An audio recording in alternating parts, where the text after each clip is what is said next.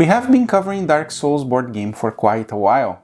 In fact, this channel started with Dark Souls board game videos where we were unboxing and doing reviews of some of the expansions. Today, we will answer the most asked questions of our viewers, which is, what are the top 10 Dark Souls expansions? Hi, I'm Nick from Tabletop Duo, so grab your favorite drink and let's start with our number 10.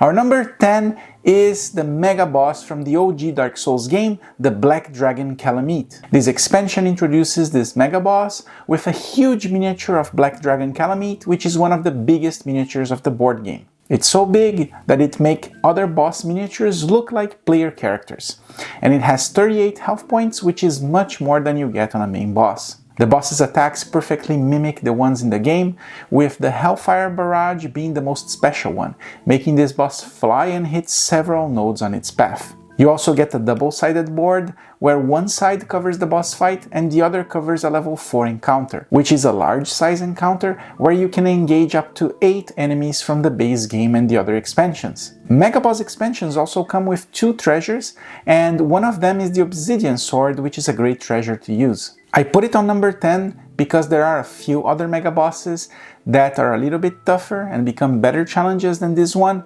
or have a better cost benefit. Talking about the other mega bosses, we go to our number 9 with Manus, Father of the Abyss. This is another OG Dark Souls based expansion introducing Manus, Father of the Abyss, and its huge miniature that is the second biggest in the board game. The miniature is full of details, and the base is so large that it almost covers multiple nodes on the board. Talking about the board, it's also a double-sided board with one side dedicated to the boss fight and the other dedicated to a level 4 encounter, which you also get in this expansion. You get 4 level 4 encounters, which uses enemies from the core game as well as a few from other expansions. This mega boss is supposed to be one of the biggest challenges in the game with 48 health points. He has attacks that are harder to dodge, including a powerful one that can deal up to 15 damage if it goes through. I put it on number 9 because the boss fight has a little bit more challenge, requiring players to pay attention to his attacks and plan accordingly. Now into our number 8, I present you the Asylum Demon Mega Boss expansion. Like the other 2 I showed before, you get a big Mega Boss miniature, a double-sided board for the boss, and the level 4 encounter and a few treasures. But why is it better than the other 2 expansions? It's because it comes with 2 bosses, the Asylum Demon, which can be used as a mini-boss, and the Stray Demon, which is a mega-boss. Both use the same miniature, but they have a completely different set of behavior cards and rewards. Not only that, but the boss fight has a unique mechanic where you add pillars around the board and the boss can destroy them, which inflicts damage and stagger to nearby players. So you get a fun fight and 2 bosses for the price of 1. How can you beat that?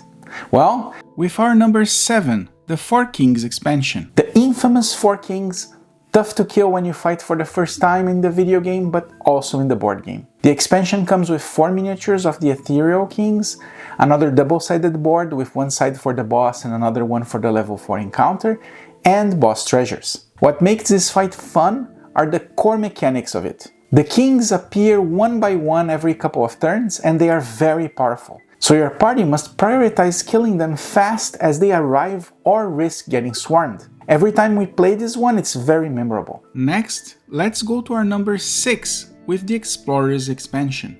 The Explorers expansion adds a bunch of new things to the game, with the miniatures for chests, barrels, and gravestones replacing the cardboard ones from the base game. You also get a cute bonfire. Besides those, you get a new game mechanic with the Mimic and the Mimic chests. Players must draw from the Mimic chest, and if you draw a chest with one, you must fight it. The Mimic has its own miniature and 2 versions of it, the Hungry and the Voracious Mimic and behavior cards. The Mimic adds some good challenge and change the pacing of basic encounters. But that's not all. The expansion comes with 2 new enemies and encounter cards that can be used with the core box. You get 3 Firebomb Hollows and 3 Silver Knight Spearmen. The encounter cards are not compatible with the new core sets, but it's easy to adapt by just replacing an enemy you would add into the board with these ones. The player also gets cards for the Old Dragon Slayer, which uses Ornstein's miniature, and the Pursuer, which is a main boss.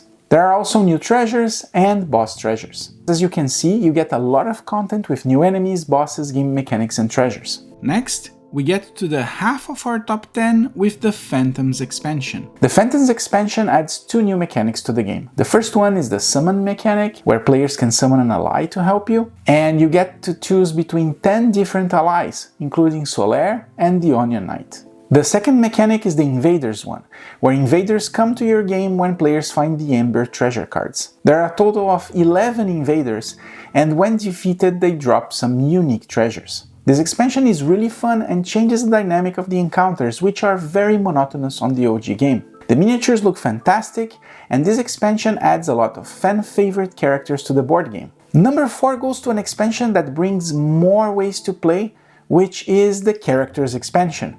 With this one you get 6 new characters: the Deprived, Thief, Sorcerer, Mercenary, Pyromancer, and the Cleric. Each class comes with their own board, treasures, and miniatures, expanding upon the 4 characters that you get in the base game.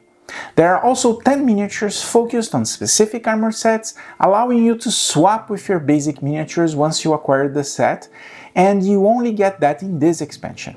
Each character class changes a lot how you play the game and give a lot of replayability. But keep in mind that these classes have been brought to the new core set, so if you have Tomb of Giants, Painted World, or Sunless City, this would probably be out of our top 10. And with that, we enter our top 3. Before we talk about number 3, let me know in the comments what you think about our top 10 so far. I'm curious to hear your thoughts and answer any questions you might have about them. And without further ado, let's get to our number 3 with the Executioner's Chariot expansion. This expansion comes with the Executioner's Chariot Mega Boss, which has a unique 2-stage fight mechanic. In the first stage, the chariot runs around the board and can't be damaged. It requires players to use levers around the board while avoiding the chariot's death race cards. Then it flips to stage 2, which resembles a regular boss fight, but the thematic circular arena and the smooth stage fight makes this expansion really unique. Like the other Mega Boss expansions, it comes with a double-sided board with a side to play the level 4 encounters. You also get 2 new enemy types, the Falchion Skeleton and the Black Hollow Mage, and level 1 to 3 encounter cards to use them in the OG game. Both enemies are cool, and the Black Hollow Mage can resurrect skeletons, making players prioritize them when facing a combination of both monster types. The level 1 to level 3 encounter cards are not compatible with the new core sets, but again, it's easy to house rule. Just replace a regular enemy with these ones if you want to play with them. Next, let's go to our number 2 with the Iron Keep expansion. Iron Keep is themed after the iconic location for Dark Souls 2 and come with 5 new regular enemies to fight during the encounters.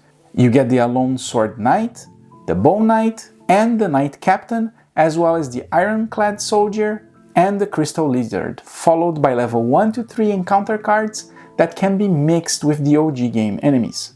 The Crystal Lizards have a new mechanic close to the video game, where if they are defeated in time you get Titanite cards, but if they are not defeated in time, they disappear, which make players have to change their strategy of who to prioritize in combat. You also get a bunch of new treasures that can be combined with the OG game, and 1 mini-boss and main boss, Sir Alone and the infamous Smelter Demon.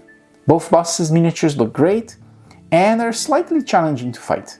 The new enemy bosses and treasures, as well as the Crystal Lizard mechanics, makes this expansion a must-have in your collection, bringing a lot of replayability to the game. And now we get to our number 1, the top of our list with the Dark Root expansion. If you thought that the Iron Keep had a lot of content, wait until you see this one. For this expansion you get 7 new enemy types, the Mushroom Parent and Child, the Stone Knight and Stone Guardian, the Shears and Plow Scarecrows, and the Demonic Foliage. Each have great miniatures and play very differently from each other, making this the best combination of enemies you can expect. The expansion also comes with new level 1 to level 3 encounter cards, so you can play with them on the OG game. Then we get also 2 new amazing bosses, the Great Grey Wolf Sith and Artorias. It couldn't get more iconic than that. Both enemies are fun to fight and their miniatures look great. And there are 18 new treasures players can use in combination with the OG and core sets. From all the expansion that comes with new enemies, this one is the best cost-benefit because of the amount of enemies you get, iconic bosses, and new treasures. So that's our top 10 Dark Souls expansions. Let me know in the comments what you think about our list, and don't forget to like the video as it helps us reaching more people. Thanks for watching and see you next time. Bye!